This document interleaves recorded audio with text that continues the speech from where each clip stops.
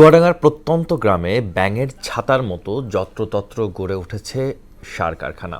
Licence না থাকলেও এসব কারখানার সার নামিদামি মোড়কে বাজারজাত করা হচ্ছে, যাতে বিভ্রান্ত হচ্ছেন কৃষক। পাশাপাশি মানহীন এই সার ব্যবহারের আর্থিক ক্ষতির মুখে পড়েছেন তারা। বিষয়টি খতিয়ে দেখার ব্যবস্থা নেওয়ার আশ্বাস স্থানীয় কৃষি বিভাগের। সাইফ জাহানের প্রতিবেদন, জানাচ্ছেন আফরিন পপি। কৃষি জমিতে রাসায়নিক সারের ব্যবহার নিয়ন্ত্রণে জৈব সারের ওপর গুরুত্ব দেওয়া হচ্ছে। এই সুযোগে প্রত্যন্ত এলাকায় ব্যাঙের ছাতার মতো গড়ে উঠেছে জৈব ও ভার্মি কম্পোস্ট সার কারখানা। শুধু চুয়াডাঙ্গা জেলাতেই এ ধরনের কারখানার সংখ্যা ৩২টি, যার মধ্যে অনুমোদন রয়েছে মাত্র 5টির। জৈব ও ভার্মি কম্পোস্ট সারের বেশিরভাগ অবৈধ কারখানা। এখানে উৎপাদিত সার বিভিন্ন নামিদামি কোম্পানির নামে বস্তাবন্দি পাঠানো হচ্ছে দেশের বিভিন্ন জায়গায়।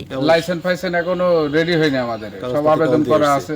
এখন ওইগুলা যখন আমরা প্যাকেট করতে পারবো তখন আমরা মার্কেট করতে পারবো। কাগজপাতি যেগুলো লাগে সব প্রসেসিং চলতেছে আমাদের আপাতত। চলছে, কিন্তু নিজস্ব ব্র্যান্ড না হওয়া পর্যন্ত শান্তি নেই। এসিআই কোম্পানির সাথে আছি, ব্র্যাক কোম্পানির সাথে আছি, আপনার মাজিমের সাথে আছি, এবং লোকাল ক্লায়েন্ট আমাদের সাথে সবচেয়ে বেশি আছে। কারখানা মালিকদের অনেকেই আবেদন করেও বছরের পর বছর লাইসেন্স না পাওয়ায় ক্ষোভ রয়েছে তাদের।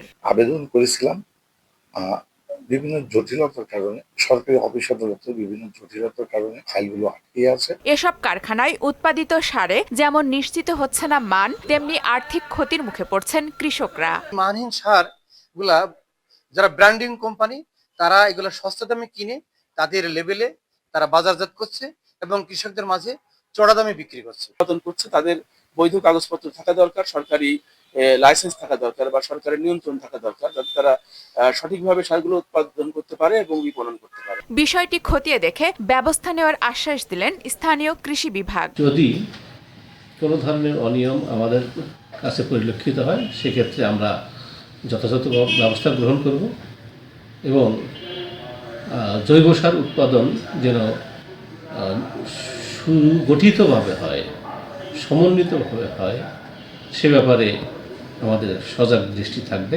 বাণিজ্যিক এসব কারখানায় নিবন্ধন প্রক্রিয়া সরল ও বাজারজাতকরণ ব্যবস্থা নিরবিচ্ছিন্ন হলে জৈব সার শিল্প হতে পারে ইতিবাচক উদাহরণ। আফরিন পপি, মোহনা সংবাদ।